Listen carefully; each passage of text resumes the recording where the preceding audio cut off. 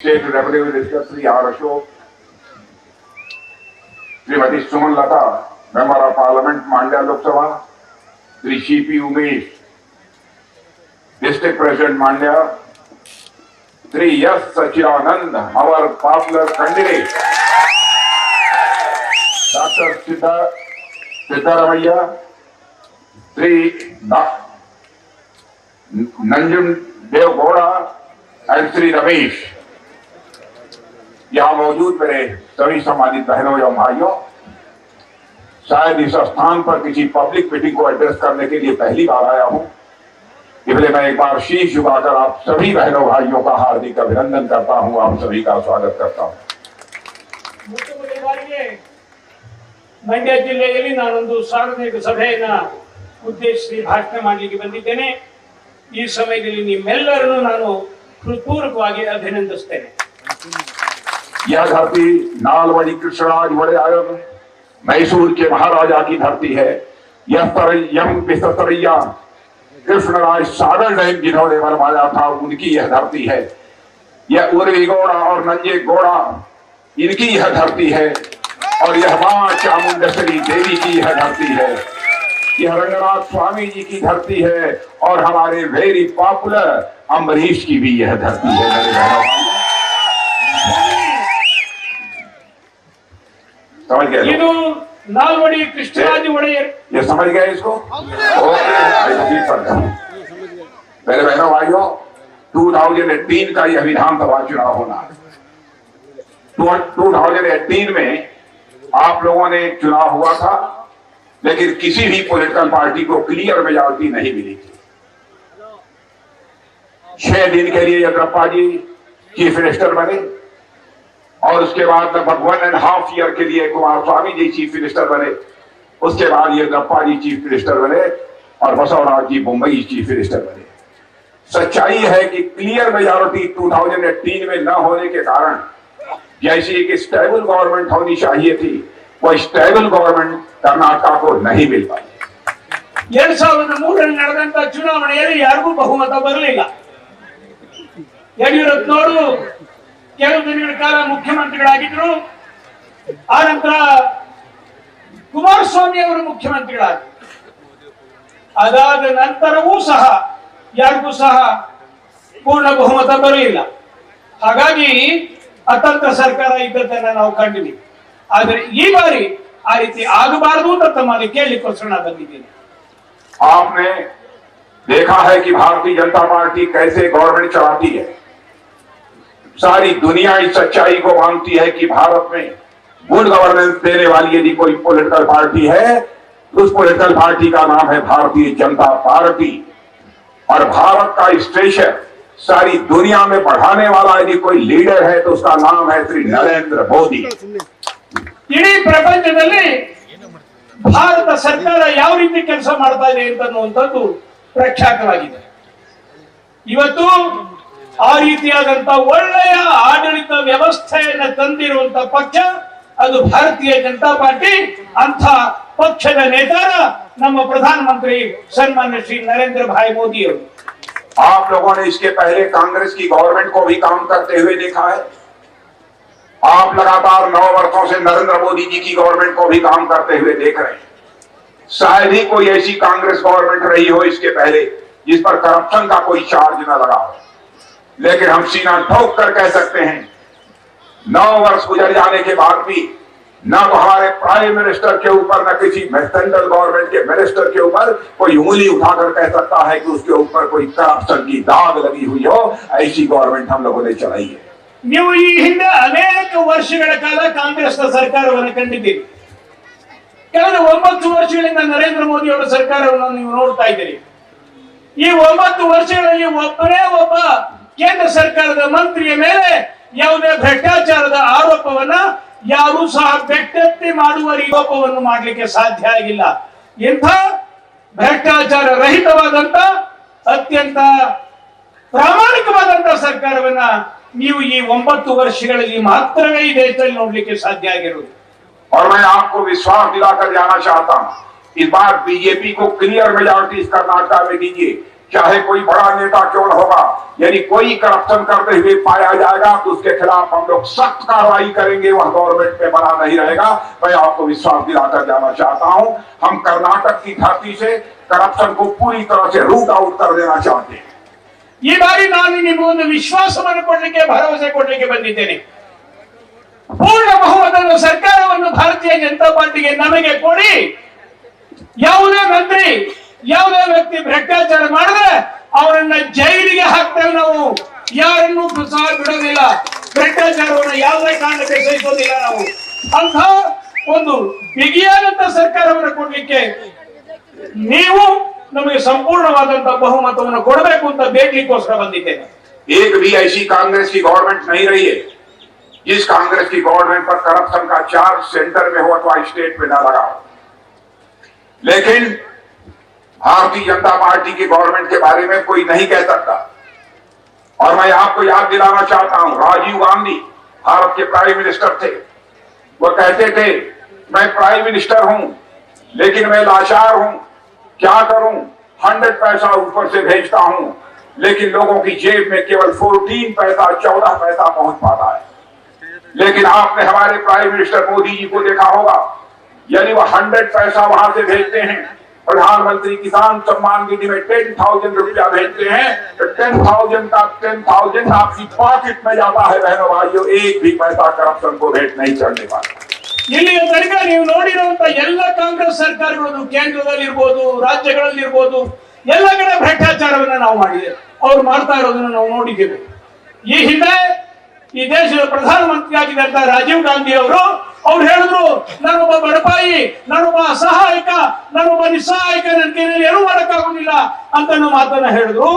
ಅವರೇ ಹೇಳಿದ್ರು, ಕೇಂದ್ರ ಸರ್ಕಾರದಿಂದ ನಾನು 100 ಪೈಸೆಗಳನ್ನ ಕಳಿಸ್ತು ಅಂತಂದ್ರೆ ಅದು ಕೊನೆಗೆ ಮುಟ್ಟಬೇಕಾದಂತ ವ್ಯಕ್ತಿಗೆ ಕೇವಲ 14 ಪೈಸೆ ಮಾತ್ರವೇ ತಲುಪುತ್ತೆ ಅಂತ. ಅಂದ್ರೆ 86 ಪೈಸೆ ಗಾಯಬ್.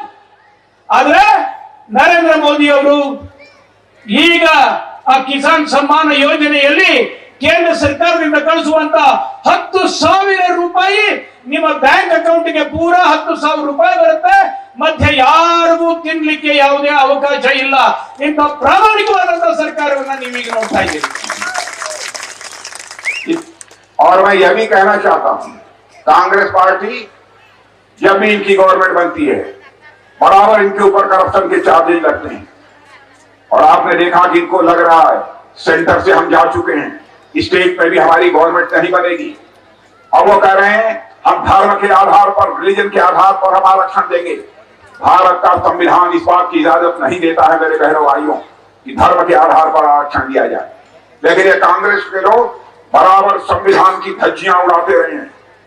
1975 में भी, 1975 में भी संविधान की धज्जी उड़ाकर इन लोगों ने इमरजेंसी इस देश के ऊपर इंपोज किया था। हम जैसे लोगों को उठाकर जेल में डालने का काम इन्होंने किया था। बहनों भाइयों, ये सब सारे लोग ऐसे हैं, चाहे जो कुछ भी हो। मैं ये कहना चाहता हूं, हम किसी भी सूरत में धर्म के आधार पर आरक्षण नहीं होने देंगे। हम आपको विश्वास दिलाकर जाना चाहते हैं। ಕಾಂಗ್ರೆಸ್ನವರಿಗೆ ಗೊತ್ತಾಗಿದೆ ಕೇಂದ್ರದಲ್ಲಿ ನಮ್ಗೆ ಇನ್ನು ಸ್ಥಾನ ಇಲ್ಲ, ಅವ್ರು ನೆನೆಸ್ತಾ ಇದ್ದಾರೆ ರಾಜ್ಯದಲ್ಲೂ ನಮ್ಗೆ ಇನ್ನು ಸ್ಥಾನ ಸಿಕ್ಕುವುದಿಲ್ಲ ಅಂತ ಹೇಳಿ. ಅದಕ್ಕೋಸ್ಕರವಾಗಿ ಅವರು ಜನರನ್ನ ಧರ್ಮದ ಆಧಾರದ ಮೇಲೆ, ಮತಗಳ ಆಧಾರದ ಮೇಲೆ, ಜಾತಿಗಳ ಆಧಾರದ ಮೇಲೆ ಒಡೆದು ಹೇಗಾದ್ರೂ ಮಾಡಿ ಅಧಿಕಾರಕ್ಕೆ ಬರಬೇಕು ಅಂತ ಅನ್ನೋ ಪ್ರಯತ್ನವನ್ನ ಮಾಡ್ತಾ ಇದ್ದಾರೆ. ಧರ್ಮದ ಆಧಾರದ ಮೇಲೆ ಯಾವುದೇ ಆರಕ್ಷಣೆ ಕೊಡ್ಲಿಕ್ಕೆ ಈ ದೇಶದ ಸಂವಿಧಾನದಲ್ಲಿ ಯಾವುದೇ ಅವಕಾಶ ಇಲ್ಲ. ಅದರ ಸಂವಿಧಾನದ ಬಗ್ಗೆ ಇವ್ರಿಗೆ ಯಾವ ಮರ್ಯಾದೆ ಇದೆ? ಸಂವಿಧಾನವನ್ನ ಇವ್ರು ಯಾವಾಗ್ಲೂ ಸಹ ಗಾಳಿಗೆ ತೂರಿದ್ದಾರೆ. ತುರ್ತು ಪರಿಸ್ಥಿತಿಯ ಸಮಯದಲ್ಲಿ ಸಂವಿಧಾನವನ್ನು ಗಾಳಿಗೆ ತೂರಿ ತಮ್ಮ ಅಧಿಕಾರವನ್ನು ಉಳಿಸ್ಕೊಳ್ಳಿಕ್ಕೋಸ್ಕರವಾಗಿ ಎಲ್ಲ ವಿರೋಧ ಪಕ್ಷದ ನಾಯಕರನ್ನು ಜೈಲಿಗೆ ಹಾಕಿದ್ರು, ನಮ್ಮಗಳನ್ನೆಲ್ಲ ಜೈಲಿಗೆ ಹಾಕಿದ್ರು. ಇದನ್ನ ನಾವು ಕಂಡಿದ್ದೇವೆ. ಇಂಥ ಜನ ಇವರು ಭ್ರಷ್ಟಾಚಾರ ಮಾಡಿ ಸಂವಿಧಾನದ ವಿರೋಧಿಯಾಗಿ ಜನರನ್ನ ಧರ್ಮದ ಆಧಾರದ ಮೇಲೆ ಒಡೆದು ಹೇಗಾದ್ರೂ ಮಾಡಿ ಸರ್ಕಾರವನ್ನು ರಚನೆ ಮಾಡಬೇಕು ಅಂತ ಅನ್ನುವಂತ ಒಂದು ದುಸ್ಸಾಹಸದ ಪ್ರಯತ್ನದಲ್ಲಿ ತೊಡಗಿದ್ದಾರೆ. ये समाज को डिवाइड करके गवर्नमेंट बनाना चाहते हैं, हम समाज को जोड़ करके गवर्नमेंट बनाना चाहते हैं। हमारे में और उनके में अंतर यह है, ये अपीजमेंट की पॉलिसी करते हैं, तुष्टीकरण की राजनीति करते हैं। हम बहनों भाइयों अपीजमेंट की अथवा तुष्टिकरण की राजनीति नहीं करते, हम जस्टिस और ह्यूमैनिटी यानी इंसाफ और इंसानियत की राजनीति करने वाले लोग। ನಾವು ಜನರನ್ನು ಜೋಡಿಸುವ ರಾಜಕಾರಣವನ್ನು ಮಾಡ್ತೇವೆ, ಆದ್ರೆ ಇವರು ಜನರನ್ನು ಭೇದಿಸುವ, ಜನರನ್ನು ಒಡೆದು ಆಳುವ ರಾಜಕಾರಣವನ್ನು ಮಾಡ್ತಾರೆ. ನಾವು ಜನರಿಗೆ ನ್ಯಾಯವನ್ನು ಕೊಡಬೇಕು ಅಂತ ಅನ್ನುವಂತ ಪ್ರಯತ್ನವನ್ನು ಮಾಡ್ತೇವೆ, ಇವರು ಭ್ರಷ್ಟಾಚಾರ ಮಾಡುವಂತ ಪ್ರಯತ್ನವನ್ನು ಮಾಡ್ತಾ ಇದ್ದಾರೆ. इन लोगों ने, आपने देखा हमारे प्राइम मिनिस्टर को कह दिया, कहा कि ये जहरीले सांप की जहर है, पॉइजन है हमारे प्राइम मिनिस्टर। जैसे पॉइजन जीभ पर चख लेने के बाद किसी की मृत्यु हो जाती है। अरे भाइयों, आज तक हम लोगों ने किसी भी प्राइम मिनिस्टर के बारे में ऐसा नहीं कहा। प्राइम मिनिस्टर केवल व्यक्ति नहीं होता है, प्राइम मिनिस्टर इंस्टीट्यूशन होता है, संस्था होता है। चाहे कोई किसी भी राजनीतिक पार्टी का क्यों ना हो, उसको इस संस्था का आदर करना चाहिए, प्राइम मिनिस्टर के प्रति सम्मान व्यक्त करना चाहिए। आप पॉलिसीज की आलोचना कर सकते हैं, उसका स्वागत है, लेकिन पर्सनल अटैक इस तरीके से करना, मैं समझता हूं कि भारत का लोकतांत्रिक व्यवस्था में जो विश्वास करने वाले लोग हैं इसे कतई स्वीकार नहीं करें। ಕಾಂಗ್ರೆಸ್ ಅವರು ಎಷ್ಟು ಹತಾಶರಾಗಿದ್ದಾರೆ ಅಂತಂದ್ರೆ, ನಮ್ಮ ದೇಶದ ಪ್ರಧಾನಮಂತ್ರಿಗಳ ಮೇಲೆ ಇವರು ವಿಷದ ಸರ್ಪ, ವಿಷದ ಹಾವು, ಇವರು ವಿಷ ಅಂತೆಲ್ಲ ಮಾತಾಡ್ತಾ ಇದ್ದಾರೆ. ಆದ್ರೆ ಒಂದು ಸಂಗತಿಯನ್ನ ಇವ್ರು ಜ್ಞಾಪಕ ಇಟ್ಕೋಬೇಕು, ಭಾರತೀಯ ಜನತಾ ಪಾರ್ಟಿ ಕಾಂಗ್ರೆಸ್ನ ಯಾವುದೇ ಪ್ರಧಾನಮಂತ್ರಿಯ ಮೇಲೆ ಇಲ್ಲಿ ತನಕ ಯಾವುದೇ ರೀತಿಯಾದಂತಹ ವ್ಯಕ್ತಿಗತವಾದಂತಹ ಆರೋಪವನ್ನು ಮಾಡಿಲ್ಲ. ಪ್ರಧಾನಮಂತ್ರಿ ಅಂದ್ರೆ ಅದೊಂದು ಸಂಸ್ಥೆ, ಪ್ರಧಾನಮಂತ್ರಿ ಅಂದ್ರೆ ಅದೊಂದು ಸಂಘಟನೆ, ಅದಕ್ಕೆ ಕೊಡಬೇಕಾದಂತ ಗೌರವವನ್ನು ಸಹ ಕೊಡದೆ ಇವರು ಈ ರೀತಿಯಾಗಿ ಕೇವಲವಾಗಿ ಮಾತನಾಡ್ತಾ ಇರುವಂತದ್ದು ನೋಡ್ತು ಅಂತಂದ್ರೆ ಇವರು ಸಂಪೂರ್ಣರಾಗಿ ಹತಾಶರಾಗಿದ್ದಾರೆ. मोदी जी की लोकप्रियता के कारण ये लोग बहुत हताश हैं, मोदी जी की लोकप्रियता के कारण ये लोग बहुत निराश हैं। इनके अंदर ईर्ष्या, जलन मोदी जी के प्रति पैदा हो गई है। इस कारण वो अपना मेंटल बैलेंस भी तोड़ चुके हैं, लूज कर चुके हैं अपना मेंटल बैलेंस। बहनों भाइयों, मैं तो ईश्वर से यही प्रार्थना करता हूं कि हे ईश्वर, इन कांग्रेस के लोगों को जो इस प्रकार का आरोप हमारे प्राइम मिनिस्टर के ऊपर लगा रहे हैं, कम से कम उनके अंदर ऐसी शक्ति दो कि कम से कम हमारे प्रधानमंत्री की लोकप्रियता के कारण जो उनको दर्द है, उस दर्द को वह सहन कर सके। ಪ್ರಧಾನಮಂತ್ರಿ ಸನ್ಮಾನ್ಯ ಶ್ರೀ ಮೋದಿ ಅವರ ಜನಪ್ರಿಯತೆ, ಅವರ ಬಗ್ಗೆ ಜನರಿಗಿರುವಂತಹ ಪ್ರೀತಿ, ಇದನ್ನ ಕೊಂಡು ಇವರಿಗೆ ಸಹಿಸಿಕೊಳ್ಳಕ್ಕಾಗ್ತಾ ಇಲ್ಲ. ಅವ್ರ ಬಗ್ಗೆ ಹೊಟ್ಟೆ ಉರಿ, ಆ ಕಾರಣಕ್ಕೋಸ್ಕರವಾಗಿ ಈ ತರದ ಆರೋಪಗಳನ್ನ ಮಾಡ್ತಾ ಇದ್ದಾರೆ. ಇವ್ರ ಕೈನಲ್ಲಿ ಬೆಳೆಯಕ್ಕಾಗಲ್ಲ, ಬೆಳೆದವರ ಬಗ್ಗೆ ಸಹಿಸಕ್ಕಾಗೋದಿಲ್ಲ ಅಂತ ಹೊಟ್ಟೆ ಉರಿನಲ್ಲಿ ಕಾಂಗ್ರೆಸ್ನವರು ಒದ್ದಾಡ್ತಾ ಇದ್ದಾರೆ. ನಾನು ಈ ಸಮಯದಲ್ಲಿ ಭಗವಂತನನ್ನ ಒಂದೇ ಮಾತು ಕೇಳುವಂತದ್ದು, ಭಗವಂತ ಇವರಿಗೆ ಸದ್ಬುದ್ಧಿಯನ್ನು ಕೊಡು, ಇವರಿಗೆ ಇವರ ಹೊಟ್ಟೆ ಉರಿಯನ್ನ ತಡ್ಕೊಳ್ಳುವಂತ ಮೋದಿ ಅವರ ಬಗ್ಗೆ ಇರುವಂತ ಜನಪ್ರಿಯತೆಯನ್ನು ಕಂಡು ಏನು ಇವರು ಕರುಳನ್ನ ಹಿಂಡುಕೊತಾ ಇದ್ದಾರೆ, ಆ ನೋವನ್ನು ಸಹಿಸಿಕೊಳ್ಳುವಂತ ಶಕ್ತಿಯನ್ನು ಕೊಡು ಭಗವಂತ ಅಂತ ಕೇಳ್ತೇನೆ. भारतीय जनता पार्टी ऐसी पार्टी है कि जो कहती है वह करती है। हमारे वर्ड्स और डीड्स, कृति और कथन में कभी कोई अंतर नहीं होता है। हम लोगों ने 1951 में कहा था कि हमारी गवर्नमेंट बनेगी, आर्टिकल 370 जिसके तहत जम्मू कश्मीर को स्पेशल स्टेटस प्राप्त है उसको हम समाप्त कर देंगे। आपने देखा पार्लियामेंट में बहुमत मिलने के साथ ही हम लोगों ने चुटकी बजाकर आर्टिकल 370 को समाप्त कर दिया और जम्मू कश्मीर का भी वही स्टेटस है जो कि इस तरह हिंदुस्तान के दूसरे स्टेट्स का स्टेटस है। ನಾವು ಯಾವಾಗಲೂ ಪ್ರಾಮಾಣಿಕವಾಗಿ ನಡ್ಕೊಂಡ್ ಬಂದಿರುವಂತ ಜನ, ಹೇಳೋದೊಂದು ಮಾಡೋದೊಂದು ನಮ್ಮಲ್ಲಿ ಇಲ್ಲವೇ ಇಲ್ಲ. ನಾವು 1951ರಿಂದ ಭಾರತೀಯ ಜನಸಂಘದ ಕಾಲದಿಂದ ಒಂದು ಮಾತು ಹೇಳ್ಕೊಂಡು ಬಂದಿದ್ದೇವೆ, ನಮಗೆ ಅಧಿಕಾರ ಬಂದ್ರೆ, ಪೂರ್ಣ ಅಧಿಕಾರ ಬಂದ್ರೆ, ಬಹುಮತ ಬಂದ್ರೆ ನಾವು ಕಾಶ್ಮೀರಕ್ಕಿರುವಂತಹ ಈ ಆರ್ಟಿಕಲ್ 370 ಇಂದ ಏನೊಂದು ಭೇದ ಇದೆ, ಬೇರೆ ಯಾರು ಕಾಶ್ಮೀರಕ್ಕೆ ಹೋಗಲ್ಲ ಅಂತ ಕಾಶ್ಮೀರ ಪ್ರತ್ಯೇಕತಾವಾದ ಏನಿದೆ ಅದನ್ನ ನಾವು ಪರಿಸಮಾಪ್ತಿ ಮಾಡ್ತೀವಿ ಅಂತ ಹೇಳಿದ್ವಿ. ನೋಡಿ, ಅದೇ ರೀತಿ ಈ ಬಾರಿ ನಮಗೆ ಪೂರ್ಣ ಬಹುಮತ ಸಿಕ್ತು. ಇವತ್ತು ಕಾಶ್ಮೀರವನ್ನ ಭಾರತದ ಜೊತೆ ಸೇರಿಸಿದೀವಿ, 370ನೇ ವಿಧಿಯನ್ನು ತೆಗೆದುಹಾಕಿದೀವಿ. ಈ ರೀತಿಯಾಗಿ ನಾವು ಹೇಳೋದೊಂದು ಮಾಡೋದೊಂದು ಮಾಡುವಂತ ಸರ್ಕಾರ ಅಲ್ಲ, ಅಂತ ಪಕ್ಷ ಅಲ್ಲ. ನಾವು ಪ್ರಾಮಾಣಿಕವಾಗಿ ಹೇಳದ ರೀತಿ ನಡ್ಕೊಳ್ಳುವಂತ ಪಕ್ಷ ನಮ್ದು. पीपुल्स फ्रंट ऑफ इंडिया को यह शेल्टर देने का काम करते हैं। लेकिन हम लोगों ने पहले भी कहा था कि एंटी नेशनल उनकी एक्टिविटीज है, हम लोग आएंगे तो उस पर प्रतिबंध लगाएंगे, और आपने देखा कि आते ही हम लोगों ने पीएफआई के ऊपर मेरे बहनों भाइयों प्रतिबंध लगा दिया। यानी भारतीय जनता पार्टी ऐसी पार्टी है जिसके वर्ड्स और डीड्स, कृति और कथन में कोई अंतर नहीं है। जो हम कहते हैं वह करते हैं। हमने कहा था 84 में जिस दिन हमारी गवर्नमेंट बनेगी, अयोध्या की धरती पर भव्य राम का मंदिर बनकर रहेगा, और आप देखेंगे कि अब अगले जनवरी में जाकर आप भव्य राम के मंदिर का दर्शन अयोध्या में कर सकते हैं। ಪಾಪ್ಯುಲರ್ ಫ್ರಂಟ್ ಆಫ್ ಇಂಡಿಯಾ ಅನ್ನುವಂತ ಒಂದು ಸಂಸ್ಥೆ ಇದೆ. ಇಡೀ ದೇಶದಲ್ಲಿ ಬಾಂಬ್ ಹಾಕೋದು, ಜನರನ್ನ ಒಡೆದು ರಾಜಕಾರಣ ಮಾಡುವಂತದ್ದು, ವಿದೇಶಗಳ ಜೊತೆ ಸೇರಿ ಷಡ್ಯಂತ್ರ ಮಾಡುವಂತದ್ದು ಇಂಥ ಸಂಸ್ಥೆ ಇದೆ. ನಾವು ಹೇಳಿದ್ವಿ, ನಾವು ಅಧಿಕಾರಕ್ಕೆ ಬಂದಾಗ ಅವ್ರನ್ನ ಬ್ಯಾನ್ ಮಾಡ್ತೇವೆ, ಆ ಸಂಸ್ಥೆಯನ್ನು ನಾವು ಪರಿಸಮಾಪ್ತಿ ಮಾಡ್ತೇವೆ ಅಂತ ಹೇಳಿದ್ವಿ. ನೋಡಿ, ನಾವು ಅಧಿಕಾರಕ್ಕೆ ಬಂದ್ವಿ, ಈಗ PFI ಬ್ಯಾನ್ ಆಗಿದೆ.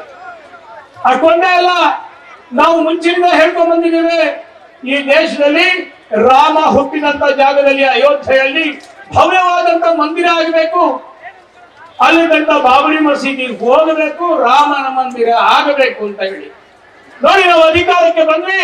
ಇವತ್ತು ಭವ್ಯವಾದಂತ ರಾಮ ಮಂದಿರ ಆಗ್ತಾ ಇದೆ. ನೀವೆಲ್ಲರೂ ಅಯೋಧ್ಯೆಗೆ ಹೋಗಿ ನಿಮ್ಮ ಕಣ್ಣಿನಿಂದ ಆ ಭವ್ಯವಾದಂತ ಮಂದಿರವನ್ನು ಈಗಲೇ ನೋಡ್ಕೊಂಡು ಬರಬಹುದು. अब तो हमारे भारत को सेल्फ रिलायंट भारत, आत्मनिर्भर भारत बनाने का संकल्प हम लोगों ने लिया है। आप लोगों को शायद जानकारी नहीं होगी कि पहले टैंक, तोप, मिसाइल, यह सब सारी चीजें हम एविनेशन ये बाहर से मंगवाते थे, लेकिन हमारे प्रधानमंत्री ने फैसला लिया और अब हम लोग भारत में उसका निर्माण करने लगे बहनों भाइयों, और वह भारत वासियों के हाथों से मिसाइल बन रहा है, हमारा टैंक बन रहे हैं, तोप बन रहे हैं और एमिनेशन बन रहे हैं। ನಮ್ಮ ಪ್ರಧಾನಮಂತ್ರಿಗಳು ಯಾವಾಗಲೂ ಒಂದು ಮಾತನ್ನ ಹೇಳ್ತಾರೆ, ಆತ್ಮನಿರ್ಭರತೆ, ನಾವು ಸ್ವಯಂ ನಿರ್ಭರವಾಗಬೇಕು ಅಂತ ಮಾತನ್ನ ಯಾವಾಗಲೂ ಹೇಳ್ತಾ ಇದ್ರು. ನಾವು ಅಧಿಕಾರಕ್ಕೆ ಬಂದ ಮೇಲಿಂದ ವಿಶೇಷವಾಗಿ ನಮ್ಮ ದೇಶದ ಸೇನೆಯಲ್ಲಿ ಉಪಯೋಗಿಸುವಂತಹದ್ದನ್ನ ಯಾವ್ಯಾವುದು ಅದಕ್ಕೆ ಬೇಕಾದಂತ ಮದ್ದು ಗುಂಡುಗಳು, ತೋಪ್ ಖಾನೆಗಳು, ಏನೇನೆಲ್ಲ ಬೇಕು, ಮಿಸೈಲ್ ಬೇಕು, ಇದಕ್ಕೆ ಬೇಕಾದಂತ ಎಲ್ಲವನ್ನೂ ಸಹ ನಮ್ಮ ದೇಶದಲ್ಲೇ ಇವತ್ತು ನಾವು ತಯಾರು ಮಾಡ್ತಾ ಇದ್ದೇವೆ. ನಮ್ಮ ದೇಶದ ಜನರೇ ಇವತ್ತು ತಯಾರು ಮಾಡ್ತಾ ಇದ್ದಾರೆ. ಈ ರೀತಿ ಈ ದೇಶದ ಸೇನೆ ಇವತ್ತು ಸ್ವಾವಲಂಬಿಯಾಗಿದೆ, ಆತ್ಮನಿರ್ಭರವಾಗಿದೆ. ನಮ್ಮದೇ ದೇಶದ ಜನರು ತಯಾರು ಮಾಡುವಂತ ಶಸ್ತ್ರಾಸ್ತ್ರಗಳನ್ನ ಇವತ್ತು ಹೊಂದಿದೆ. ಇವತ್ತು मोदी जी ने दक्षिण भारत के डेवलपमेंट के लिए 3 कॉरिडोर्स की घोषणा की है। एक कॉरिडोर है Chennai Bengaluru corridor, Hyderabad Bengaluru industrial corridor दूसरा है, तीसरा है मुंबई बेंगलुरु इंडस्ट्रियल कॉरिडोर। आपने देखा कि मोदी जी को कर्नाटक की बेंगलुरु की कितनी चिंता है। साउथ में 3 इंडस्ट्रियल कॉरिडोर की घोषणा कर रहे हैं। तीनों कॉरिडोर में एक नोड यानी किसी एक राज्य में पड़ता है तो राज्य कर्नाटक है, जिसमें कि तीनों नोड के बीच में बेंगलुरु आता है। ನೋಡಿ, ಸನ್ಮಾನ್ಯ ಮೋದಿ ಅವರ ಬಗ್ಗೆ, ಅವರಿಗೆ ಕರ್ನಾಟಕದ ಬಗ್ಗೆ ಅದೆಷ್ಟು ಪ್ರೀತಿ ಇದೆ ಅಂತ ಹೇಳಿ. ಕರ್ನಾಟಕ ಉದ್ಯಮದಲ್ಲಿ, ಉದ್ಯೋಗದಲ್ಲಿ, ಔದ್ಯಮೀಕರಣದಲ್ಲಿ, ಕೈಗಾರಿಕಾಕರಣದಲ್ಲಿ ಇಡೀ ಭಾರತದಲ್ಲಿ, ಪ್ರಪಂಚದಲ್ಲಿ ಮೇಲೆ ಬರಬೇಕು ಅಂತ ಹೇಳಿ ಅದಕ್ಕೋಸ್ಕರವಾಗಿ ಚೆನ್ನೈಯಿಂದ ಬೆಂಗಳೂರು ತನಕ ಒಂದು ಇಂಡಸ್ಟ್ರಿಯಲ್ ಕಾರಿಡಾರ್, ಅದೇ ರೀತಿ ಹೈದರಾಬಾದ್ ನಿಂದ ಬೆಂಗಳೂರು ತನಕ ಒಂದು ಇಂಡಸ್ಟ್ರಿಯಲ್ ಕಾರಿಡಾರ್, ಅದೇ ರೀತಿ ಮುಂಬೈಯಿಂದ ಬೆಂಗಳೂರು ತನಕ ಒಂದು ಇಂಡಸ್ಟ್ರಿಯಲ್ ಕಾರಿಡಾರ್, ಈ ರೀತಿ 3 ಕಾರಿಡಾರ್ಗಳನ್ನ ಮಾಡ್ತಾ ಇದ್ದಾರೆ. 3 ಇಂಡಸ್ಟ್ರಿಯಲ್ ಕಾರಿಡಾರ್ಗಳ ಕೇಂದ್ರ ಅದು ಬೆಂಗಳೂರು. ಅಂದ್ರೆ ಅತ್ಯಂತ ಹೆಚ್ಚು ಪ್ರಮಾಣದಲ್ಲಿ ಉದ್ಯಮೀಕರಣ ಆಗುವಂತ ರಾಜ್ಯ ಯಾವ್ದಾರ ಇದ್ರೆ ಇದರಲ್ಲಿ ಅದು ಕರ್ನಾಟಕ. ಕರ್ನಾಟಕದ ಬಗ್ಗೆ ಎಷ್ಟು ಪ್ರೀತಿ ಮೋದಿ ಅವರಿಗೆ, ಕರ್ನಾಟಕದ ಜನತೆಯ ಅಭ್ಯುದಯ, ಉದ್ಯಮೀಕರಣದ ಬಗ್ಗೆ ಎಷ್ಟು ಚಿಂತೆ, ಕಾಳಜಿ ಮೋದಿ ಅವರಿಗಿದೆ ಅಂತ ಅನ್ನೋದನ್ನ ನಾವು ಗಮನಿಸಬೇಕಿಲ್ಲ. कर्नाटक के हमारे नौजवानों को रोजगार का अवसर मिलेगा, एम्प्लॉयमेंट अपॉर्चुनिटीज मिलेंगी, लोग खुशहाल होंगे। कर्नाटक को ध्यान में रखते हुए ही तीनों कॉरिडोर का एक नोड यदि किसी एक राज्य में रखा गया है तो वो हमारा कर्नाटक है मेरे बहनों भाइयों। ಇದರಿಂದಾಗಿ ಕರ್ನಾಟಕದ ಯುವಕರ ಕೈಗಳಿಗೆ ಉದ್ಯೋಗ ಸಿಗುತ್ತೆ, ಆದಾಯ ಸಿಗುತ್ತೆ. ಇದರಿಂದ ಅವರ ಮನೆಯಲ್ಲಿ ಸುಖ, ಸಂತೋಷ, ನೆಮ್ಮದಿ, ಸಮೃದ್ಧಿ ಇವೆಲ್ಲವೂ ಸಹ ಮನೆ ಮಾಡುತ್ತೆ. ಈ ಎಲ್ಲ ಆಗಲಿಕ್ಕೆ ಬೇಕಾದಂತ ಒಂದು 3 ಯೋಜನೆಗಳು ಇದು ಕರ್ನಾಟಕದ ಸಂಪೂರ್ಣ ಅಭಿವೃದ್ಧಿಗೆ ಕಾರಣ ಆಗುತ್ತೆ ಅಂತ ಅನ್ನೋದನ್ನ ನಾವಾಗಲೂ ಯೋಚನೆ ಮಾಡಬೇಕಾಗಿದೆ. और तुमकूर में एचएल के एक हेलीकॉप्टर फैक्ट्री का शिलान्यास किया है, जिसमें कि लगभग 400 के ऑर्डर्स भी मिल चुके हैं।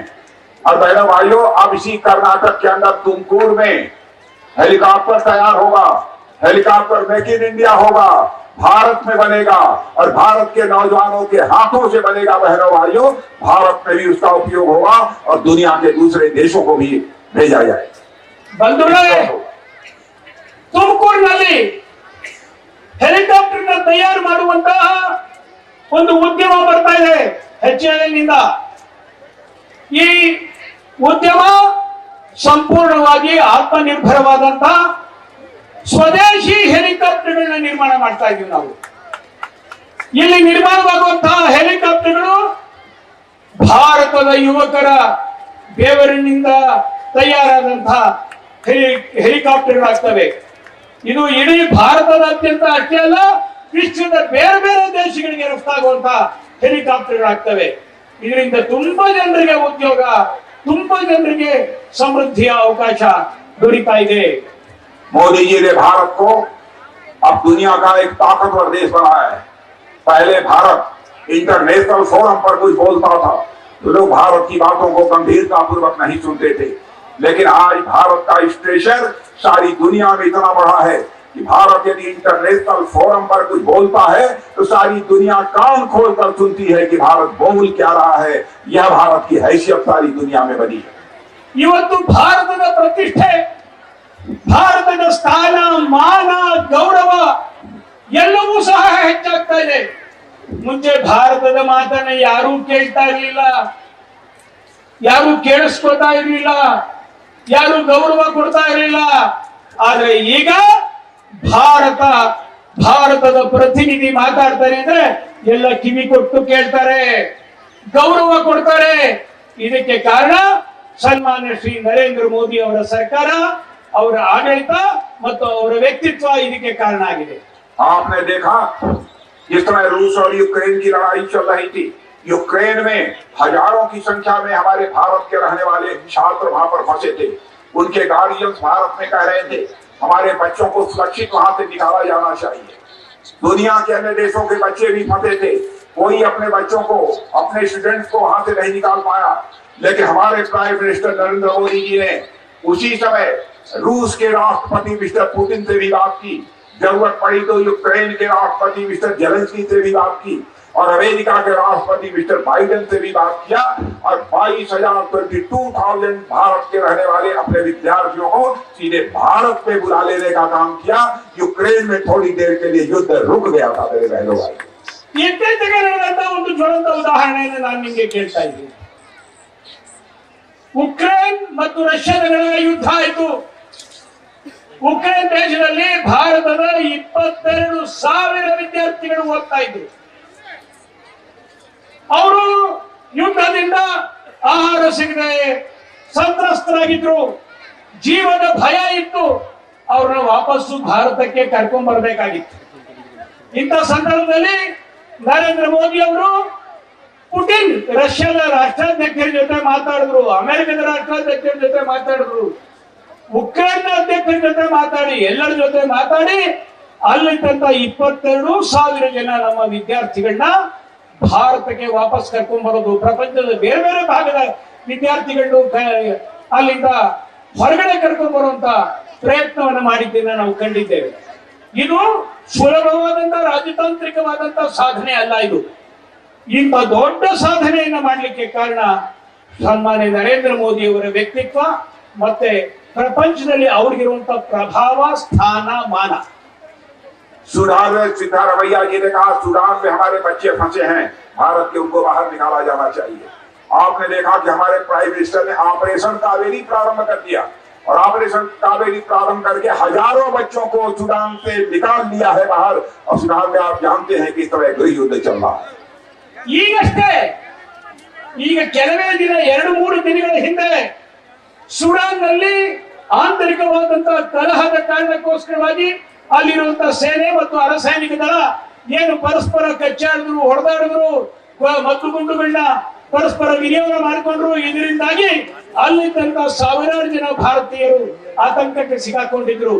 ಅವರನ್ನ ಆಪರೇಷನ್ ಕಾವೇರಿ ಅಂತ ಹೇಳಿ ಒಂದು ಮಾಡಿ ಅಲ್ಲಿದ್ದಂಥವ್ರು ಎಲ್ಲರನ್ನೂ ಸಹ ಅವರು ಆ सूडान वापस करके ಬರ್ತಾ ಇದ್ದಾರೆ.